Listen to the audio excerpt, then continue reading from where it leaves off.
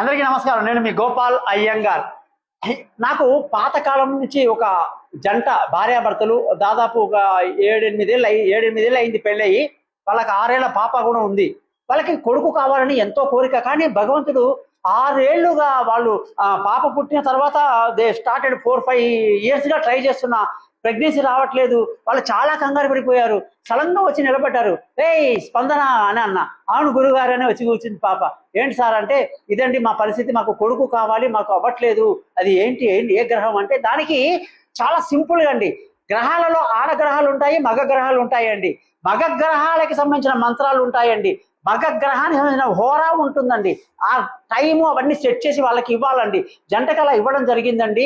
ఆ తర్వాత వాళ్ళు ఎంత సంతోషంగా ఉన్నారంటే, ఖచ్చితంగా వాళ్ళకి ఈ సమయానికి కొడుకు చేతిలో ఉంటాడమ్మా అని చెప్పాను. గ్రహాలని బట్టి మనము సెట్ చేయడాన్ని బట్టి అమ్మాయి పుట్టాలంటే ఏం చేయాలి, అబ్బాయి పుట్టాలంటే ఏం చేయాలి కూడా జాతకంలో క్లియర్గా ఉంటుందన్నమాట.